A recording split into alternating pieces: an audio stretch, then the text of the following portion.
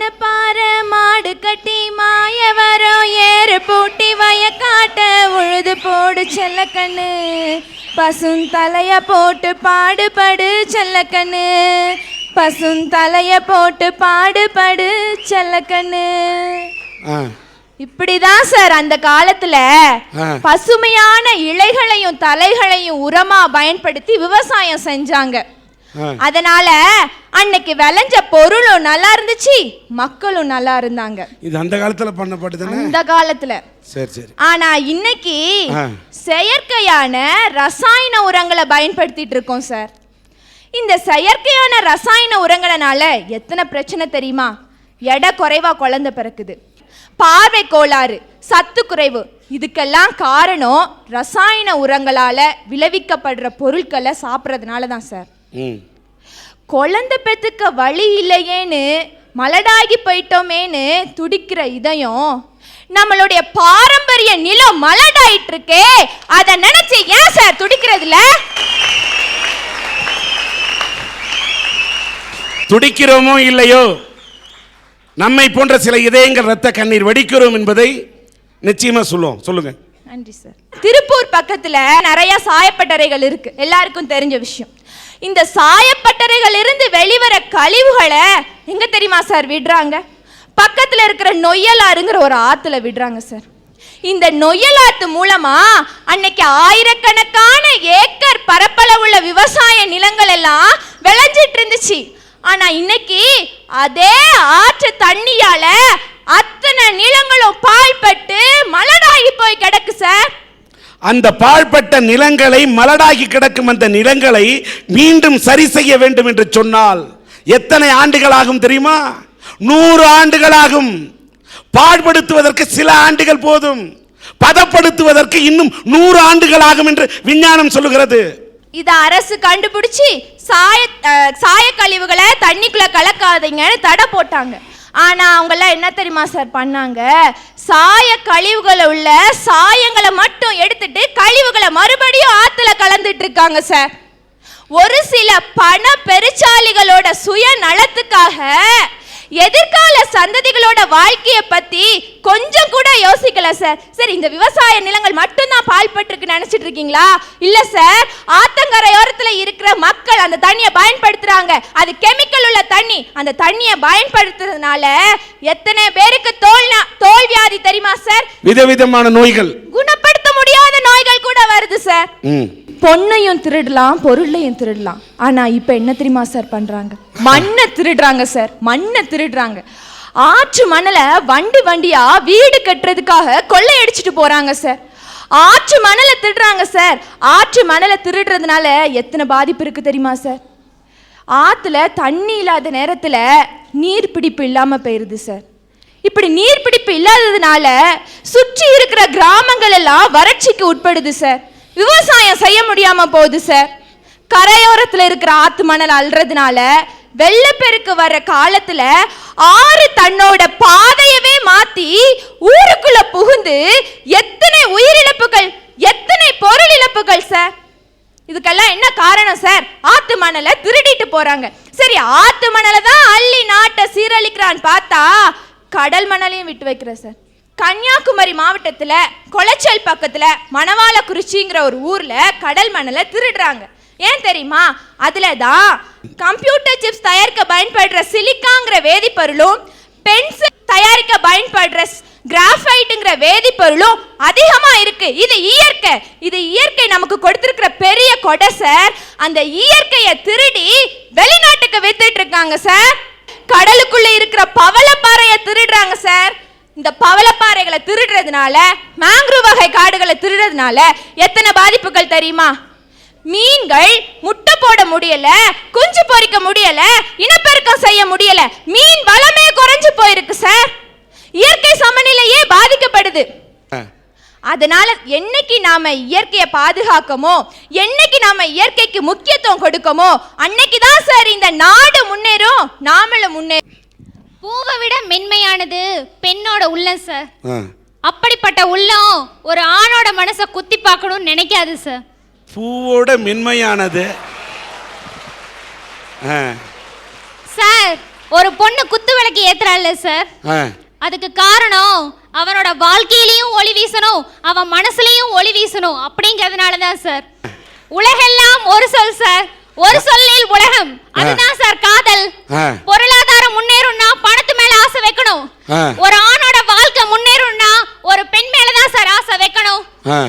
அதனால பெண் மேல ஆசை வைங்கன்னு பேச வந்திருக்கேன் சார். பெண் மேல ஆசை வைக்கலாம், ஒரு பெண் மேல ஆசை வச்சா பரவாயில்ல, இவன் ஒவ்வொரு பெண்ணு மேல ஆசை வச்சா நாடு என்னமா ஆகும்? ஒரு காதலன் வந்து தான் காதலியை பத்தி ஒரு கவிதை எழுதுறான் சார். அவ கோவிலுக்கு போறப்ப சாமி கும்பிட்டு இருக்கிற அந்த பொண்ணு, ஒரு தெய்வம் கோவிலில் கல்லை வணங்குகிறதே அப்படின்னு, அந்த பொண்ணு தான் அவனுக்கு தெய்வமா.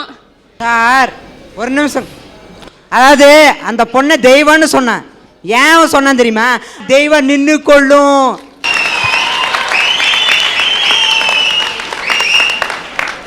தப்பு செஞ்சா எந்த தெய்வமும் நின்னுதான் கொள்ளும், நீ நல்லதை செய் உன்னை ஆசீர்வதிக்கும், அதுதான் உண்மையான பெண்றவர்.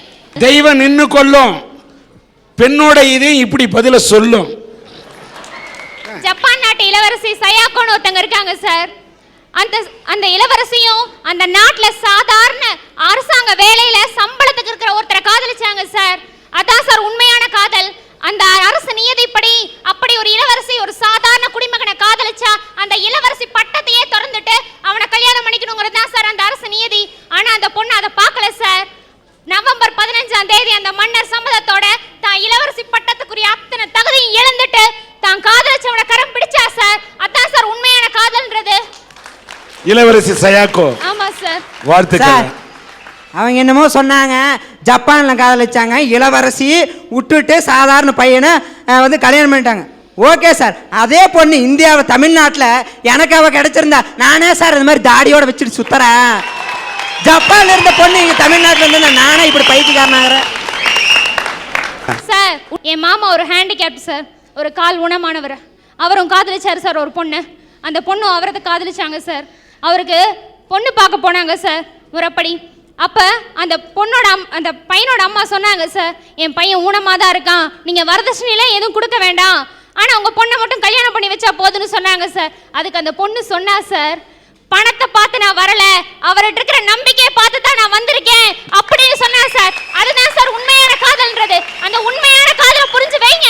உங்க ஆசைக்குரியவ உண்மையானவளா இருந்தா கண்டிப்பா உங்களை உண்மையா காதலிப்பா. அதுதான் உண்மைங்கிறது, அதை புரிஞ்சுக்கங்க.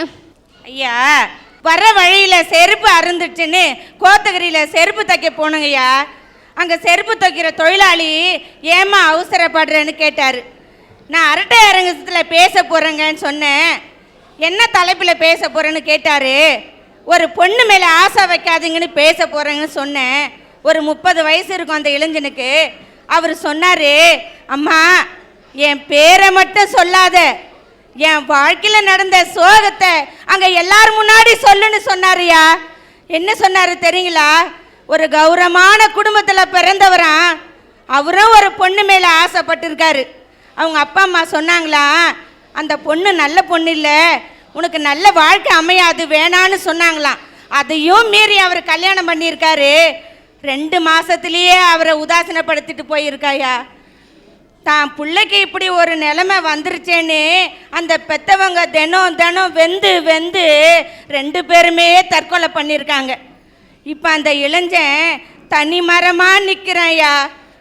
அருந்து போன செருப்புகள், எத்தனையோ பேர் பிஞ்சு போன செருப்புங்களெல்லாம் தச்சு கொடுக்குற அவருடைய வாழ்க்கை, அருந்து போன வாழ்க்கையை யாராலையா தச்சு கொடுக்க முடியும்? அதுக்கு காரணம் என்னன்னு நினைக்கிறீங்க? ஒரு பொண்ணு மேல வச்ச ஆசைதான் காரணம்யா. உண்மையான காதல்ன்றது உணர்வுக்கு மதிப்பு தராம உணர்ச்சிக்கு மதிப்பு தர்றது உண்மையான காதலே கிடையாது சார். சார், என் ஃப்ரெண்டு ஒரு பொண்ணு சார், பெரிய பணக்கார பொண்ணு தான். ஒரு லாரி கிளீனரை லவ் பண்ண சார். அவங்க வீட்டில் சொன்னாங்க, நம்ம இவ்வளோ பணம் சேர்த்து வச்சிருக்கோம், போய் ஒரு லாரி கிளீனர். அந்த பொண்ணு சொல்லிச்சு சார், அவர் பணம் எனக்கு பெருசா தெரியல, அவர் என்னை வச்சு நல்லா காப்பாற்றுவார்னு எனக்கு நம்பிக்கை இருக்கு அப்படின்னு அந்த பொண்ணு சொல்லிச்சு சார். ஆனால் அவங்க அப்பா ஒத்துக்கல சார். உடனே அந்த பையனும் பொண்ணு லவ் பண்ணி மேரேஜ் பண்ணிட்டு போனாங்க சார். அந்த லாரி கிளீனர் அந்த பையன் இன்னைக்கு 4 லாரிக்கு ஓனரா இருக்கான் சார். அந்த பொண்ணு அந்த உயர்த்தி இருக்கா சார். என்னுடைய அத்தை பையன் ஒரு பெண்ணை விரும்பினான், அந்த பெண்ணை அவனை விரும்பிச்சு. 2 பேரும் நல்ல சின்சியரா லவ் பண்ணாங்க. கடைசியில அந்த பொண்ணு எங்க அத்தை பையனை நான் உன்னை கல்யாணம் பண்ணிக்க மாட்டேன்னு சொல்லிட்டு போயிடுச்சு. அதற்கு இவன் என்ன தெரியுமா சார் பண்ணா? போய் சூசைட் பண்ணிக்கிட்டான். அவனுடைய சாப பிரேதம் வந்து ஹாஸ்பிட்டல்ல இருந்து வருது. இந்த பெண்ணு ரிசப்ஷன் முடிச்சு கார்ல வரா. எப்படி இருக்கும் சார் எங்க வயிறு எரியுது சார். இன்னைக்கு ஒரு பெண்ணால 2 பேர்த்த இழந்துட்டு நிக்கிறோம். அவனுடைய இழப்பு தாங்க முடியாம எங்க அத்தை அந்த பையனோட அப்பா 8 மாசத்துல இழந்து போனாரு. கட்டின கணவனையும் இழந்து பிள்ளையும் இழந்து இன்னைக்கு எங்க அத்தை பித்த பிடிச்சு போய் அலைஞ்சிருக்கிறாங்க. எதனால? மனசாட்சி இல்லாத அந்த பெண்ணால தானே. ஆனா இன்னைக்கு அந்த பொண்ணு நல்ல சந்தோஷமா 2 பிள்ளைங்களை பத்தி இது நாங்க உற வாழ்டே வாழ்ந்துட்டு தான் இருக்கிறா. மனசாட்சி குத்தாது. இன்னைக்கு எங்க வயிறு எரியுது சார். எங்க அத்தையை பார்க்கும்போது பிச்சைக்காரி மாதிரி இருக்கிறாங்க. துணியை அவுத்தப்பட்டு ரோட்ல ஓடினாங்க. அதை எங்களால தாங்க முடியல. எதனால இது? எதனால? ஒரு பெண்ணு மேல ஆசை வச்சதுனால தானே இன்னைக்கு எங்க குடும்பத்தை ஒரே வருஷத்துல 2 பேர் இழந்தோம். எதனால இது? ஒரு பெண்ணு மேல ஆசை வச்சதுனால தானே. அதனால தான் சொல்றேன், இளைஞர்களே, நீங்க சொல்லுவீங்க லவ் பண்ணும்போது, பெண்ணே நீ இல்லனா நான் செத்துருவேன்னு சொல்லுவீங்க. ஆனா இன்னைக்கு சொல்லுங்க, நீ இல்லனாலும் இந்த உலகத்துல நான் வாழ்ந்து காட்டுவேன்னு சொல்லுங்க. தயவு செய்து சூசைட் பண்ணிக்காதீங்க.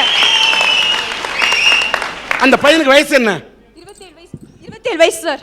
27 வயசு. வாழ வேண்டிய ஒரு வயதுல வாழ்க்கையை வாழாமல் மரணத்தை முத்தமிட்டு இருக்கிறார். தற்கொலை செய்து கொள்வது முட்டாள்தனம். ஒரு பெண் சொல்லுகிறார். இதை வாலிபர்கள் சிந்திக்க வேண்டும். வீர வசனம் பேசி பேசி வாழ்க்கையை இழந்து விடாதீர்கள் இளைஞர்களே.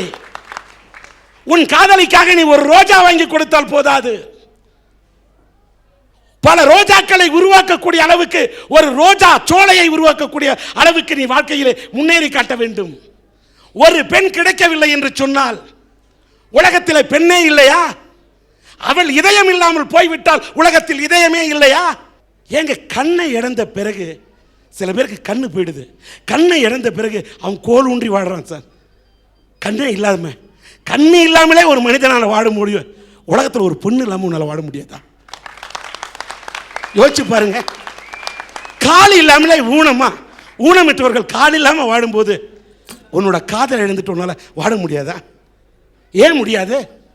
உனக்கு ஒரு பெண் போனா வேறொரு பெண் கூட கிடைக்கலாம். வாழ வழி இருந்து ஏன் நீ வாழ மாட்டேங்கிற? நீ ஏன் வதங்கி போற? இளைஞர்கள் சிந்திக்க வேண்டும். உண்மையான காதலுக்காக உயிரை விடலாம். எது உண்மையான காதல்?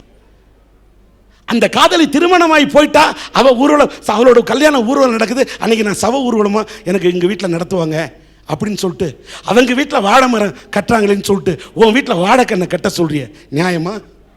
அவங்க வீட்டில் விருந்து போடுறாங்க, உன் வீட்டில் கருமாதிக்கு படையல் போட சொல்றிய, நியாயமா?